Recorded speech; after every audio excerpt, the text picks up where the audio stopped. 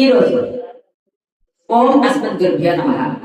ఇంకా అమ్మవారిని చూడమని ఇచ్చిన తర్వాత ఇంకా స్వామికి ఏం చెప్పమంటావమ్మా అని అడుగుతాడు హనుమంతుడు. అడిగితే ఆ రాముల వారి క్షేమం అడిగారని చెప్పండి, లక్ష్మణుల వారి క్షేమం అడిగారని చెప్పండి, సుగ్రీవుడికి మిగతా వారందరినీ క్షేమం అడిగారని చెప్పండి అని చెప్పి అమ్మవారు చెబుతుంది. చెబితే నాకు సెలవు ఇస్తే నేను వెళ్తానమ్మా అని చెప్పాడు హనుమంతుడు. సరే దీవిస్తాను శీఘ్రంగా వెళ్ళేటప్పుడు నీ దారిలో ఎలాంటి ఆయాసాలు కలగకుండా ఎలాంటి ఆటంకాలు కలగకుండా శీఘ్రంగా వెళ్ళడానికి దీవిస్తుంది. ఇక హనుమంతుడు వెళ్ళిన తర్వాత అనుకుంటాడు, ఇంత తేలికి వెళ్ళిపోతే ఏమవుతుంది, వీళ్ళ బలాలు ఉందో, వీళ్ళ దగ్గర ఎలాంటి ఆయుధాలు ఉన్నాయో, వీళ్ళు ఎలా యుద్ధం చేస్తారో తెలుసుకొని వెళ్తే బాగుంటది, ఎట్లా వచ్చా కదా అని చెప్పి అనుకున్నాడు హనుమంతుడు. మరి వాళ్ళు మన మీద రావాలని మనం ఏదో పిచ్చుకొని చేయాలి కదా, ఏదో పిచ్చుకొని చేస్తేనే వాళ్ళు మన మీద కోపం వచ్చేది వాళ్ళకి. ఏం చేశాడు, ఆ వనాలంతా ధ్వంసం చేసేసాడు. అశోకవనం మొత్తం అమ్మవారు ఉన్న చెవులు తప్ప మిగతా చెవులన్నీ కూడా ధ్వంసం చేసేసాడు. ఆ చైత్ర ప్రసాదం అని చెప్పి ఉంటది, అక్కడ 100 మంది రాక్షసులు కాపలా ఉంటారు. ఆ చైత్ర ప్రసాదాన్ని మొత్తాన్ని ధ్వంసం చేసేసి ఆ 100 మంది రాక్షసులు కూడా అసంహరించేశాడు.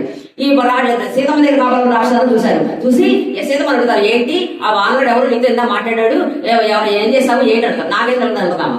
అప్పుడు 100 మంది రాక్షసులు రావణాసు దగ్గర చెప్తారు, ఒక వానరుడు ఇట్లా అశోకవనం అంతా కూడా ధ్వంసం చేసేసాడు ఇట్లా అని చెప్తారు. చెప్పడంతో 1000 మంది రాక్షసుల్ని పంపిస్తాడు, వెళ్ళి ఆ వానరుడు చూడండి అని.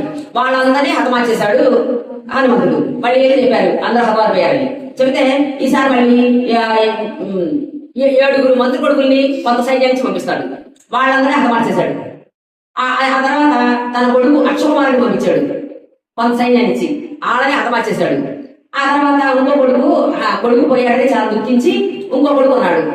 ఆయన్ని నువ్వే సమర్థుడివి, నీకు దేవతలు ఇచ్చిన వరాలు ఉన్నాయి, ఇంద్రుడు ఇచ్చిన వరాలు ఉన్నాయి, అందుకని నువ్వు వెళ్ళు, ఇప్పుడు చనిపోయిన వాళ్ళందరూ రాక్షసులన్నా కూడా ఒక దగ్గర వీళ్ళు నువ్వే వెళ్తూ నువ్వు వెళ్ళి జాగ్రత్తగా మెయింటైన్ చేసిరా అని చెప్పి పంపిస్తాడు.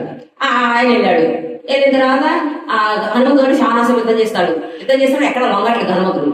ఏం చేశాడు, అప్పుడు ఆయన్ని ఇంద్ర పట్టుకోవాలి కట్టి బంధించేయాలని చెప్పని ఆయన బంధించేస్తాడు. బ్రహ్మ దాంతో బంధించేస్తే ఆ హనుమంతుడు తెలిసింది బంధించాడు నన్ను ఏదో అని చెప్పని తెలిసిపోయి అనుకుంటాడు, సరే వీళ్ళకి లొంగుదాము, రావణాసుడు కొలువు ఎలా ఉంటుందో ఆయన కొద్ది బుద్ధి చెబుదాము, ఏమన్నా మాట్లాడేమో వెళ్దామని చెప్పని లొంగుతాడు కావాలని.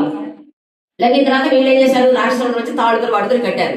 తాడుతో కడితే కనుక అది ఆగదనమాట, ఆ ఇంద్ర కట్టేసింది, అది విడిపోయినా కూడా హనుమంతుడు అలాగే పట్టుబడి ఉన్నాడు. హనుమంతుడు లాంగ్ పోయి ఇడ్చుకొని పోయి సభలో కూర్చోబెడతారు, తీసుకెళ్తారు రావణాసుడి దగ్గరికి. జై శ్రీమన్నారాయణ.